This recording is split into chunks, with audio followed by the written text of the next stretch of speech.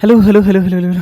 Good morning, and I'm Amit, and welcome to JP Foundation on the YouTube platform. And I hope you doing well. And thank you आप सबको तहे दिल से। और सबसे पहले तो मैं बोलना चाहूँगा कि आप सभी को जेपी फाउंडेशन की तरफ से गणतंत्र दिवस की 77th ऑफ रिपब्लिक डे की आपकी बहुत बहुत हार्दिक शुभकामनाएं होती हैं।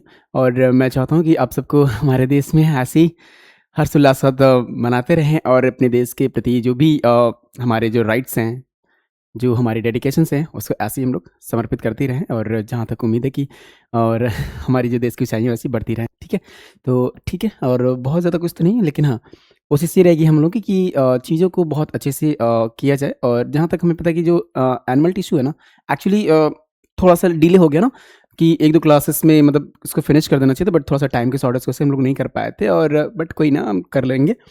और माता रानी की कृपा से आप सबका जो एक प्यार दुलार और कह सकते हैं कि जो भी बोल सकते हैं हम, सब मिलता है मुझे। और जितने भी एस्पिरेंट्स हैं उनके लिए एक लास्ट मोमेंट है, लास्ट चांस है कि अपने मार्क्स को और इम्प्रूव करने का। तो आप इसको मिस नहीं करेंगे, प्रॉपर वे में देखेंगे और इसको अंडरस्टैंड भी करेंगे। ठीक है, तो आज की जो हमारी क्लास होगी वो क्या होगी, हमारी क्लासिफिकेशन बेस्ड होगी। किसके लिए?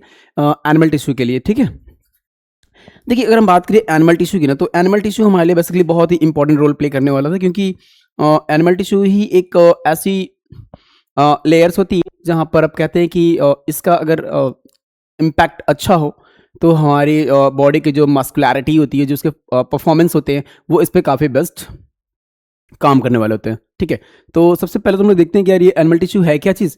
ठीक है, एनिमल टिश्यू क्या चीज़ें हैं? देखिए, animal tissue are the classified based on their structure and function. देखिए, जो एनिमल टिश्यू क्लासिफिकेशन किया गया, मतलब जैसे एपिथेलियल टिश्यू है, नर्वस टिश्यू है, कनेक्टिव टिश्यू, मसल टिश्यू, तो इसको किसके बेस पे किया गया है? फंक्शन और स्ट्रक्चर के बेस पे किया गया है। And they are enable the multi cellular animals to perform complex activities like movement, protection and coordination. ठीक है, तो आपने देख रखा है कि पहले से यार हमारी बॉडी की जो एक स्पेशल स्ट्रक्चर्स हैं और उनके जो फंक्शंस होते हैं वो तो है ही है, लेकिन इनका जो एक और इंटेंशन होता है क्या, कि ये हर एक चीज़ों को प्रॉपर वे में मतलब कैसे कि काम करने की कोशिश करते हैं। जैसे मूवमेंट की बात कर ले, प्रोटेक्शन की बात कर ले, एंड कोऑर्डिनेशन की बात कर ले। आप जिस भी जहां भी जैसे भी होंगे अच्छे होंगे ना। अगर मान के चलते कि कोई माल फंक्शन हो जाए, मतलब कि हमारी बॉडी प्रॉपर वे में काम ना करे, तो आप कहते हैं कि यार ये यार कुछ तो मुझे आज बॉडी में बहुत दिक्कत हो रही है, या हमारे पैरों में कोई दिक्कत हो रही है, तो मैं खड़ा नहीं पा रहा हूँ, चल नहीं पा रहा हूँ। ठीक है, एक हमारा मूवमेंट है। अभी अगर कोई आपके ऊपर अटैक करते हो तो आप डिफेंस भी करते हो, तो प्रोटेक्ट भी करते हो अपने आप को। अभी ये स्किन आपकी क्या कर रही है, ये आपको प्रोटेक्शन प्रोवाइड करा रही है। तो कहीं ना कहीं आप एक कह सकते हो कि यार हमारी जो टिश्यूज होती है ना, वो काफी हेल्पफुल होती है। ठीक है, अब देखिए अगर हम बात करें, सबसे पहले तो देखो मैंने यहाँ पर क्लासिफिकेशन नहीं किया, बट मैंने आपको पहले से बता रखा है ना कि जो एनिमल टिश्यू किसके बेस पे किया गया है, वो as based on structure and function पे। तो सबसे पहले जो हमारा टिश्यू होगा वो कौन सा? एपिथेलियल टिश्यू होगी। अब ये एपिथेलियल टिश्यू क्या होती है, तो आपको पता है कि जो आउटर कवरिंग होती है ना हमारी बॉडी की, वो हमारी एपिथेलियल टिश्यू होती है।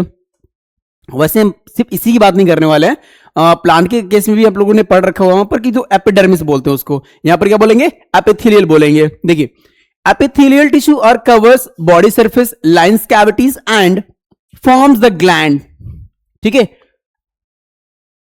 एक तो लाइंस बनाती है कैविटीज की, एंड सरफेस की लाइन बनाती है, और ग्लैंड की लाइन बनाती है। अब देखिए, इट्स अवास्कुलर, नो ब्लड वेसल्स। ठीक है, ये जो हमारे पास अवास्कुलर होती है ना, यहां पर ब्लड वेसल्स नहीं होती, and rest on a basement membrane. और जो उसकी बाकी जो चीजें प्रेजेंस होती है ना, वो कहां पर होती है? बेसमेंट के मेम्ब्रेन में होती है। मतलब कैसे कि एक ये आपका बेसमेंट हो गया, तो इससे जो अटैच लेयर होगी ना, यहां पर मान के चलिए मैं आपको एक कलरफुल कर देता हूं, कुछ ये वाली कलर कर देता हूं। तो इसका जो ये बेसमेंट मेम्ब्रेन होगा ना, इससे जो अटैच्ड वाली लेयर हो जा रही है, ये वो क्या होगी? एस बेसमेंट मेम्ब्रेन कहलाएगी आपके लिए। देखिए, cells are tightly packed with minimal extra cellular matrix. इनके पास तो कैसे कि अटैच तो होती हैं, लेकिन इनके पास जो एक्स्ट्रा सेलुलर मैट्रिक्स होती है ना, वो बहुत ही कैसे कि बहुत कम होते हैं, बहुत लेस अमाउंट में होते हैं। And allowing for the production, absorption, secretions, excretions and filtration. अभी समर सीजन आने वाला है, तो समर सीजन में आपने देखा होगा कि यार यार बहुत स्वीट्स आ रही, तो स्वीट्स क्या है, जो हमारी बॉडी के माइन्यूट पोर्स होती है ना, वही तो आती है। कहीं ऐसा तो नहीं कि ये अलग से आ रही है या फिर आपको अलग से वाटर से डिहाइड्रेट कर रहा है, नहीं नहीं, बॉडी से ही आ रही है। क्यों आ रही है? क्योंकि हमारी बॉडी का टेम्परेचर क्या होता है वहां पर, बहुत ही लूज रहता है एज कम्पेयर टू एनवायरमेंट। ठीक है, तो बॉडी डिहाइड्रेट करेगी वहां पर। फिर एक्सक्रीशन की बात करते हैं, तो आपको पता है कि यूरिन आउट तो होता ही रहती है भाई। अब यूरिन है तो बॉडी में अगर वेस्ट मटेरियल फॉर्म में जा रहा है तो उसको तो एक्सक्रीट आउट करना है ना हमें। तो वो जो एक्सक्रीट आउट जा रहा है वो भी क्या हो रही है हमारे पास, एज कहने की उसके वर्क के परफॉर्मेंस में जा रही है, एब्जॉर्प्शन में कर रही है, सिक्रेशन कर रही है। ठीक है, अंडरस्टूड। ठीक है, नेक्स्ट पॉइंट देखते हैं हम लोग। देखिए, अब एपिथेलियल के भी सब डिविजन्स होते हैं, सब टाइप्स होते हैं। ये देखिए, ये आपको दिखा ना बेसमेंट मेम्ब्रेन, मैंने ऊपर की लेयर बना रखा था, तो ये बेसमेंट मेम्ब्रेन के ऊपर देख रहे हैं आपको, ये आपकी बेसमेंट मेम्ब्रेन पूरी है। तो मैंने आपको जितना कोशिश मैंने किया है कि आपको अच्छे से समझा पाऊं, वो मैंने पूरी कोशिश करना है यहां पर। देखिए, सिंपल स्क्वैमस एपिथेलियम, ठीक है, सिंपल स्क्वैमस एपिथेलियम देखिएगा, structure single layer of flat scale like sales with irregular boundaries. दूसरी बात देखिए, सेंट्रल न्यूक्लियस, आपको दिख रहा है ना यहां पर न्यूक्लियस, ये पूरी सेंट्रल न्यूक्लियस दिख रही है आपको, पूरी पूरी सेंट्रल न्यूक्लियस दिख रही है। देखिए, cells fit together like floor tiles, और इसमें जो सेल्स होते हैं ना वो एज अ टाइल्स की तरह प्रेजेंस होते हैं। आपको दिख रहा है यहाँ पर फिटिंग लग रहा है आपको, यहाँ पर भी देख सकते हैं पूरा एकदम फिक्स लग रहा है कोई टाइल्स वगैरह लगाया जा रहा है। तो ये आपको डिजाइन देखने को मिल जाता है। इसका फंक्शन देखिएगा,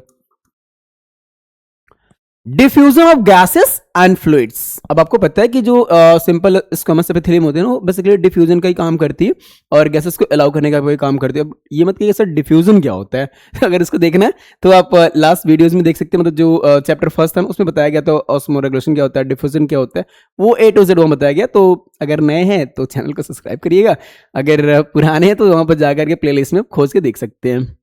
ठीक है, देखिए, एक्ट एज अ फिल्टर्स, ठीक है। और वैसे सच बोला जाए ना तो जितने लोगों ने मेरे लिए इतना सपोर्ट किया है मुझे बहुत अच्छा लगता है एक्चुअली। अब सबके साथ तो काम करने में मजा ही कुछ अलग होता है, और अर्ली मॉर्निंग आओ, फ्रेश रहो और इतने सारे फ्रेंड्स के लिए काम करो, मजा ही मजा है, सच बताओ जाए तो।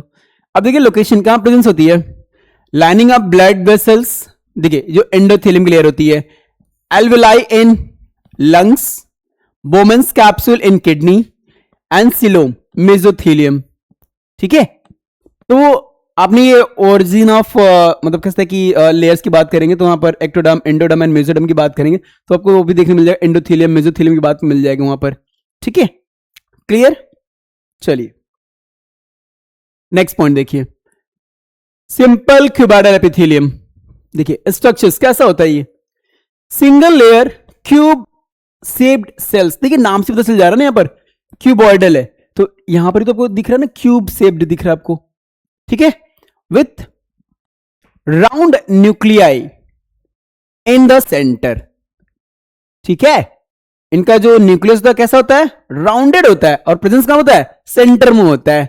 अब देखिए, may have microvilli for increased surface area. ठीक है, वो सरफेस एरिया के इंक्रीजमेंट में, मतलब अगर बहुत ज्यादा उसका सरफेस एरिया बढ़ेगा तो वहां पर क्या होगा, गैसेस का एब्जॉर्प्शन तो होगा ना वहां पर। अगर हम बात करें न्यूक्लियाई की बात करें, अगर देखो आपको माइक्रो एंड माइक्रोविलाई नाम सुना है ना, इंटेस्टाइन में देखने को मिल जाता है, जहां पर माइक्रोविलाई होती है वो एक्चुअली कर दी गया है, सरफेस एरिया बढ़ेगा तो एब्जॉर्प्शन ज्यादा होगा। अगर लंग्स की बात करते हैं, अगर वहां की बात करें तो वहां पर भी अगर विलाई प्रेजेंस है, विलाई में माइक्रोविलाई प्रेजेंस है, तो जब सांस लेंगे तो एरिया बढ़ेगा ना, ऐसे ही होता है वहां पर भी। देखिए function, secretion and absorption provides mechanical support. ठीक है, इनका काम क्या होता है, मैकेनिकल सपोर्ट के लिए भी होता है। लोकेशन देखते हैं, ये देखिए सब, मतलब यहां से क्वेश्चन तो कम आते हैं लेकिन नंबर वाइज क्वेश्चन मिल जाते हैं, मतलब 1 नंबर 2 नंबर क्वेश्चन मिल जाते हैं। मैं आपको जब चैप्टर फर्स्ट और चैप्टर सेकंड का एक ही साथ मैं पूरा एनसीईआरटी क्वेश्चन और एक्स्ट्रा क्वेश्चन जो भी मैं करा दूंगा, उसके लिए आपको खोजने की जरूरत नहीं पड़ेगी। Lining of kidney tubules just like PCT and डीसीडी। अब क्वेश्चन आएगा यार ये पीसीटी डीसीडी क्या होता है, इसका फुल फॉर्म तो पहले जान लेते हैं हम लोग। मैं फुल फॉर्म को बता देता हूं, पीसीटी प्रॉक्सिमल convoluted tubules। ठीक है, दूसरा क्या है हमारे पास, DCT, distal convoluted tubules।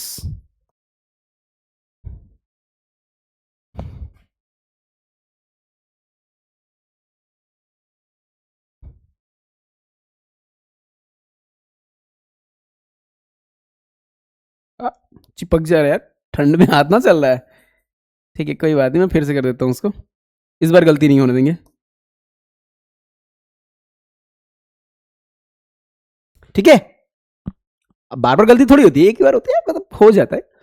Duct of salivary glands कहां होता है, सलाइवरी ग्लैंड में प्रेजेंस होता है। Thyroid of follicles and pancreas, ठीक है, यहां पर ये पाई जाती है। ये देखिए पूरा डायग्राम्स, क्लासिफिकेशन ऑफ एपिथेलियम की। देखिए सिंपल स्क्वामस क्या है, सिंपल क्यूबारल का, सिंपल कॉलमनर का है, सिंपल स्टेडिफाइड का है, सिंपल का और स्टेडिफाइड कॉलमनर की है। आप सारे डायग्राम्स को अच्छे से देख लीजिए। देखिए सिंपल स्क्वामस की लेयर, ये आपको दिख रही पूरी बेसमेंट वाली, ये आपको दिख रही, थोड़ा सा हल्का हल्का यहाँ पर दिख रहा है आपको, ये कुछ इस तरह की लेयर जा रही है आपको, कुछ इस तरह की लेयर जा रही है, कुछ इस तरह की लेयर जा रही है। ठीक है, अब ये देखिए क्यूब लाइक आपको दिख रहा है, एक आइस की क्यूब दिख रही है आपको, दूसरी आइस की क्यूब दिख रही है, तीसरी दिख रही है, चौथी दिख रही है। मतलब देख के पता चल जा रहा है कि मतलब हाँ, ये अगर ऐसा दिखा आपको डायग्राम तो आप समझ जाओगे भाई किसका किसका फॉर्म में दिखने को मिल जा रहा है। तो डायग्राम ऐसी बनाएगा आप लोग अपनी कॉपी में। ठीक है, अगर कोई डाउट हो तो आप कमेंट सेक्शन में जाकर कमेंट जरूर कर दीजिएगा कि सर ये चीजों को मुझे एक बार फिर से समझा दीजिएगा, तो मैं समझा दूंगा। सिंपल कॉलमनर एपिथेलियम देखिए, इसका structure single layer of tall pillar like sales with nuclei at the base. Basement में क्या होता है, न्यूक्लियस होता है। स्ट्रक्चर कैसा होता है, पिलर लाइक होता है। मे हैव सीलिया, सीलिया हो भी सकता है, और माइक्रोविलाई, ब्रश बॉर्डर। ठीक है, जो विलाई ना लाइनिंग ब्रश के जैसी होती है, उसके लिए हम कह सकते हैं वहां पर सीलिएटेड होती है। फंक्शन देखिए क्या इसका, एब्जॉर्प्शन, पहला क्या है एब्जॉर्प्शन, जस्ट लाइक न्यूट्रिएंट्स की बात करेगा, भाई कुछ खाएंगे पिएंगे तो न्यूट्रिएंट तो एब्जॉर्ब करेगा ही करेगा। सिक्रीशंस, अब आपको पता है म्यूकस लेयर होती है भाई, उसको कौन बनाता है, तो यही बनाता है। मूवमेंट ऑफ पार्टिकल्स वाया सीलिया, अगर बॉडी के अंदर कोई मूवमेंट हो रही है तो किसके थ्रू हो रही है, बाय सीलिया को ऐसे हो रही है। लाइनिंग ऑफ स्टमक, जो स्टमक की लेयर होती है ना, वो कौन बनाता है, तो यही बनाता है। इंटेस्टाइन की भी लेयर बना रहा है जो नॉन सीलिएटेड होती है रीजन में। रेस्पिरेटरी ट्रैक भी होता है एंड फैलोपियन ट्यूब्स, ये सीलिएटेड होती है, क्योंकि जो फैलोपियन ट्यूब होता है ना, वहां से जो मूवमेंट होती है ना वो आगे निकल गई, वो ऐसी होती है, वो सिंपल होती है तो थोड़ी मूव कर पाता। ठीक है, तो क्लियर, अच्छा जी, चलिए नेक्स्ट स्टडीफाइड स्क्वामस एपिथेलियम देखिए। स्ट्रक्चर्स मल्टीपल लेयर्स होती है इसकी, कैसे होती है, मल्टीपल लेयर्स होती है। बेसल सेल्स आर कॉलमनर, जो बेसल सेल्स होती है कैसे होती है, कॉलम लाइक होती है या फिर क्यूबॉइडल लाइक भी हो सकती है, तो आप लोग कंफ्यूजन नहीं करना है। Upper layers flat ends into the squamous, कैसे होती है, फ्लैट हो जाती है स्क्वामस के ऊपर। May be keratinized with keratin protein और द नॉन केराटिनाइज्ड या फिर नॉन केराटिन प्रोटीन्स। ठीक है, ये चीज याद रखिए। देखिए यहां पर एक क्वेश्चन है यार, ये किसमें क्रिएटिनाइज्ड प्रोटीन पाया जाता है, फिर केराटिन पाया जाता है, तो ये याद रखिएगा स्टडीफाइड। इसको पॉइंट को अच्छे से हाईलाइट करिएगा, मैं इसको यहां पर IMP लिख देता हूं ताकि आपके दिमाग में पिंच रहेगा कि नहीं यार इसको मुझे अच्छे से याद करना है। फंक्शन देखिए इसका,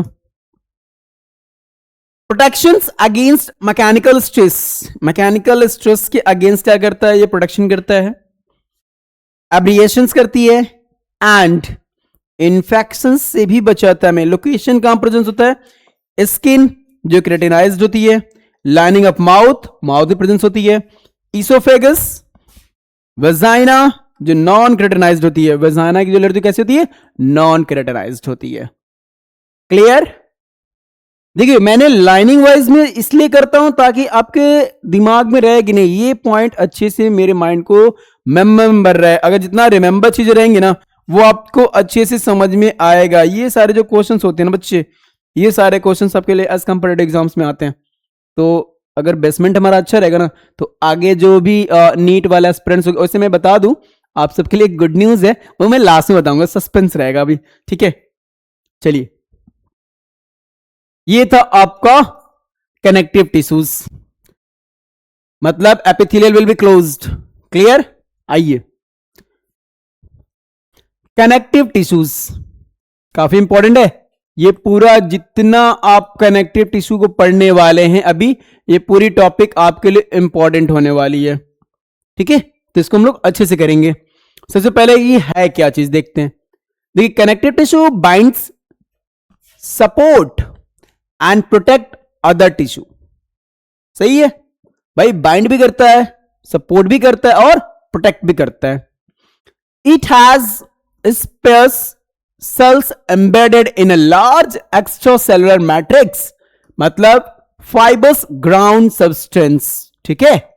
The matrix varies, found in blood, jelly like in areolar tissue, hard in bone, it is the vascular except cartilage,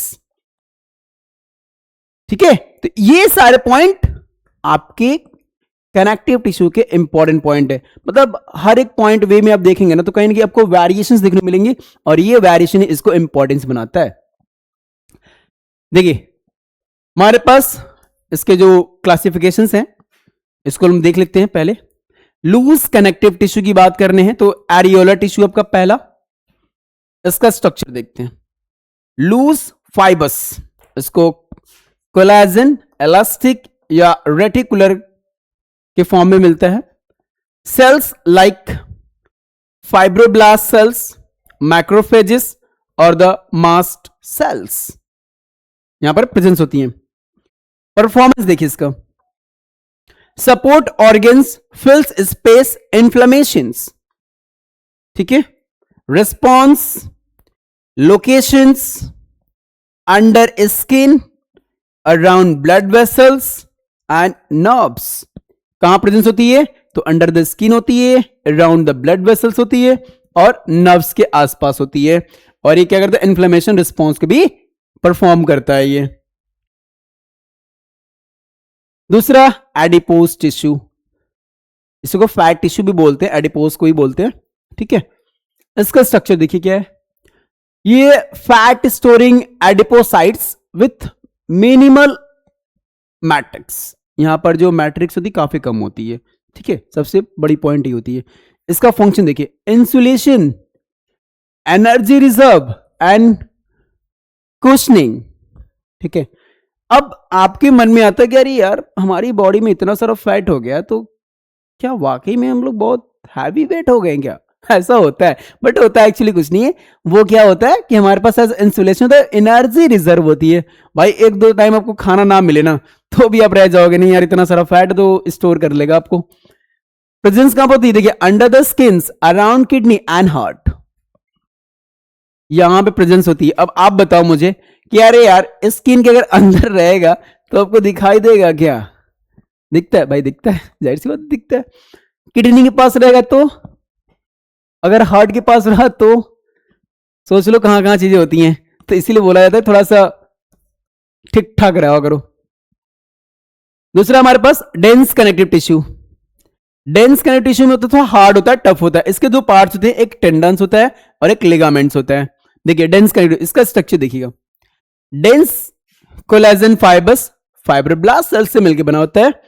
function देखिए, कनेक्ट मसल्स टू बोन्स। ये पॉइंट सबसे अच्छी पॉइंट है, ये एग्जाम में आता है, इसको मैं IMP लिख दे रहा हूं, ठीक है। विथ स्टैंड टेंशंस, कैसे बना होता है वो? विथ स्टैंड टेंशन से बना होता है। लिगामेंट देखिए, इसका structures similar to tendons but with more elastic fibres, यहां पर इलास्टिसिटी थोड़ी ज्यादा होती है। और इसका जो फंक्शन होता है क्या होता है? Connect bones, provides to flexibility, ठीक है। बोन्स टू बोन्स करता है ये। देखिए यहां पर मसल्स टू बोन्स लिखा है ना, यहां पे बोन्स टू बोन्स। देखिए बीबी, सबको अपनी बीबी से डर लगता है, सही बात है, डरना चाहिए भाई, बीबी है, ठीक है, लेकिन यहाँ पर जो कनेक्शन है ना वो बीबी से ही होती है। मतलब कह सकते हैं कि एक जो हस्बैंड वाइफ का रोल होता है वहां पर हस्बैंड वाइफ एज अ बीबी ही होते हैं। अब दोनों बोन्स होते हैं, मतलब पूरे घर के जो रेड होती है वो दोनों ही होते हैं। तो जो बीबी होता है एक्चुअली उसी से डरना चाहिए, ठीक है, समझ गया ना, बोन्स टू बोन्स से। अब देखिए दूसरा हमारे पास स्पेशलाइज कनेक्टिव टिश्यू, देखिए ब्लड्स, जो हमारे पास स्पेशल होता है ना वो ब्लड होता है।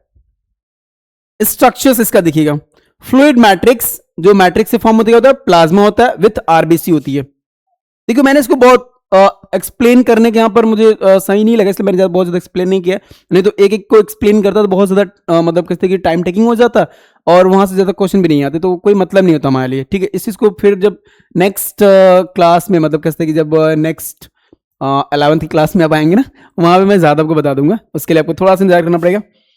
ऑक्सीजन ट्रांसपोर्ट, WBC, इम्यूनिटी के लिए आपको पता है, प्लेटलेट्स, ब्लड क्लॉटिंग के लिए पता है आपको, ठीक है। तो जितना आपको रिक्वायर्ड है, मतलब उससे ज्यादा ही आपके पास मटेरियल है, ऐसा नहीं कोई मटेरियल कम पड़े आपको, ठीक है, तो उसके लिए आप परेशान ना होंगे। Function transport of gases, nutrient, defence and clotting में ये सब हेल्प करने वाले होते हैं, जो स्पेशलाइज्ड टिश्यू होते हैं। बोन्स, ओसियस टिश्यूज को बोलते हैं। ये देखिए थोड़े से आपको नया टर्म देखने को मिलेगा, ओसियस टिश्यू, इसी को बोलते हैं ओसियस टिश्यू, बोन्स को भी बोलते हैं, जैसे बोलते हैं ना आर्थोलॉजी, ठीक है, ऑर्थोलॉजिस्ट जो होते हैं वो बोन्स की स्टडी करने वाले, तो उसको ओसियस से फॉर्म होते हैं, इसलिए उसको बोलते हैं लोग ओसियस टिश्यू बोलते हैं भी। तो नाम थोड़ा अगर अलग आपको समझ में आया तो इसको याद कर लीजिएगा। स्ट्रक्चर देखिए, hard and matrix with calcium salts, किससे होता है, कैल्शियम सॉल्ट से मिलकर। ऑस्टियोसाइट्स इन लैक्यूनी, जो बोन्स का स्ट्रक्चर होता है ना उसको लैक्यूनी बोलते हैं, उसमें क्या होता है, ऑस्टियोसाइट्स प्रेजेंस होता है। अरेंज्ड इन द हर्वेशियन सिस्टम, ये कहां प्रेजेंस होता है, हर्वेशियन सिस्टम में प्रेजेंस होता है। अब देखिए functions, support, protections, mineral storage, ठीक है। ब्लड सेल्स फॉर्मेशन होती है, लोकेशंस स्केलेटन के फॉर्म में होती है, क्लियर। कार्टिलेज, दूसरा हमारा कार्टिलेज है। स्ट्रक्चर देखिए, ये फ्लेक्सिबल मैट्रिक्स होती है, इसको हम लोग कॉन्ड्रियोटिन भी बोलते हैं, कॉन्ड्रियोटिन सल्फेट से मिलकर बना होता है ये, तो ये पॉइंट याद रखेंगे हम लोग कॉन्ड्रियोटिन को। कॉन्ड्रियोसाइट्स इन लैक्यूनी, देखिए यहां पर कॉन्ड्रियोसाइट्स होता है, वहां पर क्या होता है, ऑस्टियोसाइट्स होता है, तो ये चीज याद रखेंगे। टाइप्स देखिए, हाइलाइन जो ग्लासी होती है, इलास्टिक फ्लेक्सिबल होता है, एंड फाइब्रोकार्टिलेज जो टफ होती है। ये तीन टाइप के हमारे कार्टिलेज के टाइप्स होते हैं। देखिए हाइलाइन हो गया, इलास्टिक हो गया और फाइब्रोकार्टिलेज हो गया। तो आप नाम भी लिख सकते हैं यहां पर, इसे फर्स्ट इसको डाल दीजिए, इसको सेकंड डाल दीजिए और इसको थर्ड डाल दीजिए, ठीक है, क्लियर।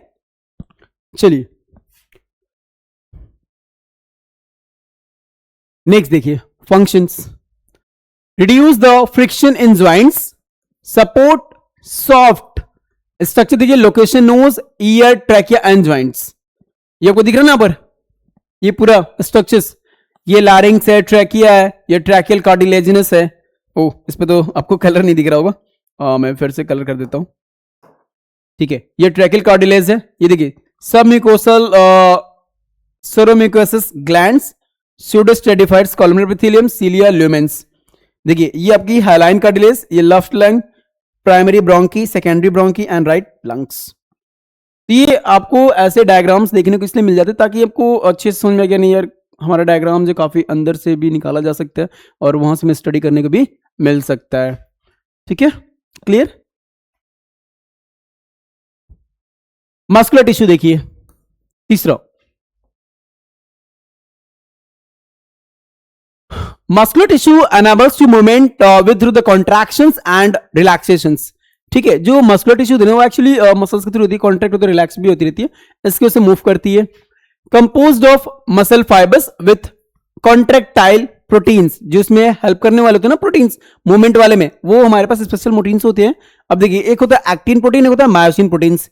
देखिए types differ in structure and control and locations, इनके जो टाइप्स होते हैं ना वो इसी के बेस पे बनाए गए हैं। जैसे पहला हमारे पास स्ट्राइटेड मसल्स होती है, इसी को हम लोग स्केलेटल मसल्स के नाम से भी जानते हैं, और ये इसको बोल सकते हैं कि आप स्ट्राइटेड मसल्स बोलिए या फिर एज विल मसल्स बोलिए, आप कुछ भी बोल सकते हैं यहाँ पर। स्ट्रक्चर्स लॉन्ग होती है, सिलेंड्रिकल फाइबर्स होती है, मल्टी न्यूक्लिएटेड स्ट्रक्चर्स होती है, striations alternating light and dark bands के फॉर्म होती है, सार्कोलेमा पाया जाता है, कवरिंग।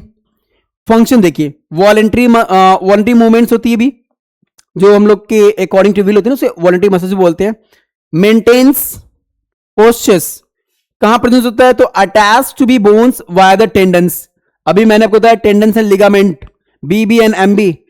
बीबीओ से भाई डरा करो, ठीक है, कुछ भी हो जाए बीबीओ से डरा करो, मतलब बोन्स टू बोन से डरा करो। एक बार ब्रेक हो गया ना तो जुड़ेगा नहीं, अगर जुड़ भी जाए तो उसमें गांठ आ जाती है।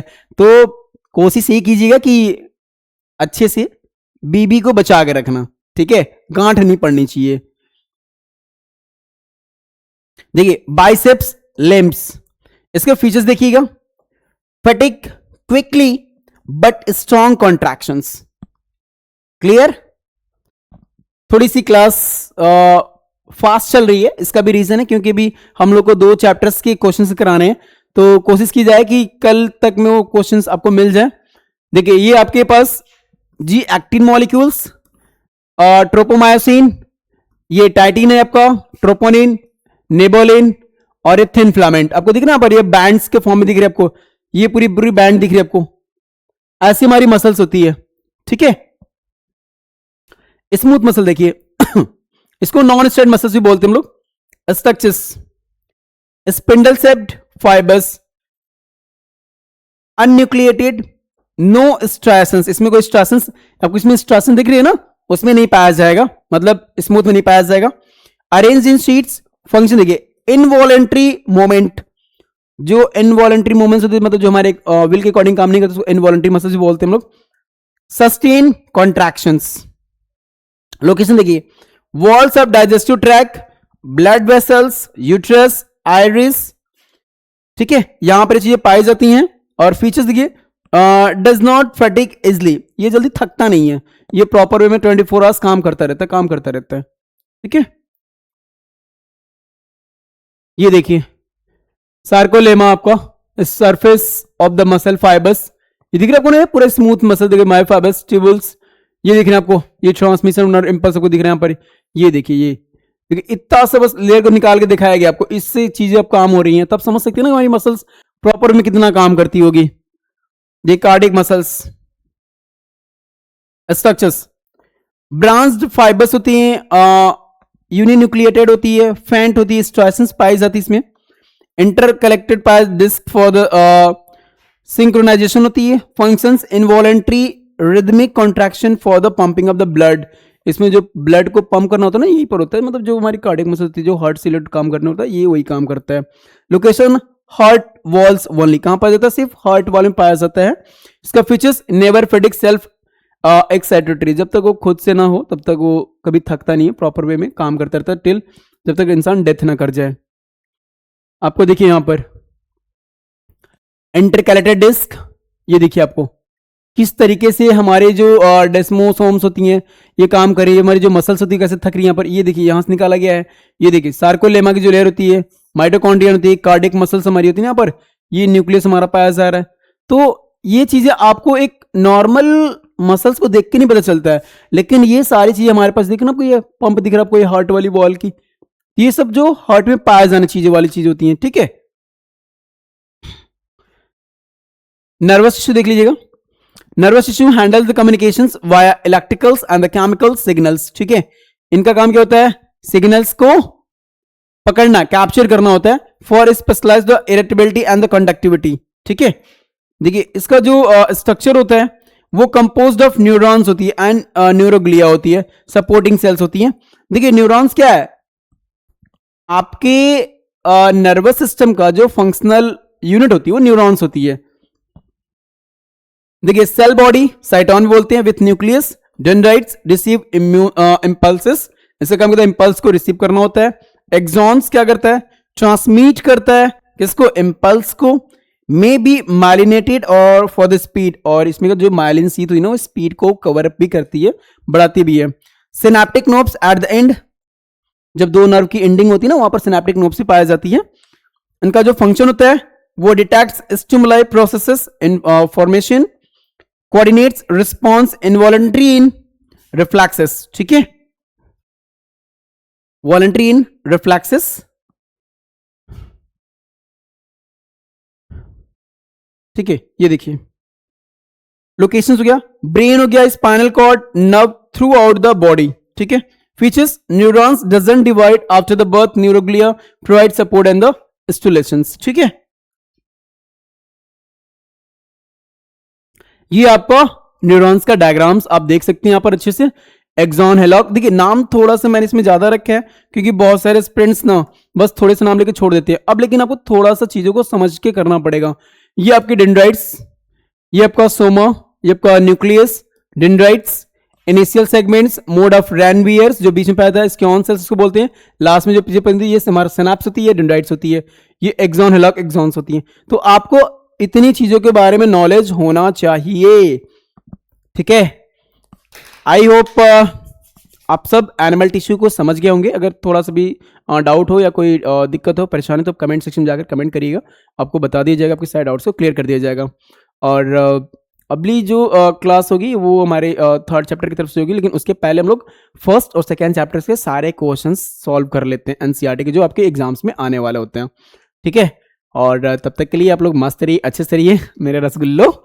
जो भी सोना बाबू जानू वाले होते हैं ना सब अपने दोस्तों में शेयर कर दीजिएगा ताकि आपको अच्छे से अच्छी चीज़ों को मिल सके। हाँ, एक गुड न्यूज़ थी ये कि जो स्टूडेंट्स को एज क्लास 11th और 12th के लिए उनकी सेशन मार्च से स्टार्ट हो जाएगी एज अ कैसे कि प्री फाउंडेशन के फॉर्म में, मतलब जो नीट के वे पे जाएगी बायोलॉजी की पूरी पूरी, ठीक है। मतलब आप क्लास 11th तो पढ़ेंगे ही पढ़ेंगे, लेकिन साथ में नीट का भी चीज आपको मिलता रहेगा उसमें साथ में, ठीक है।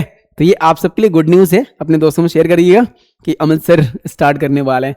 तब तक के लिए जय माता दी, राधे राधे।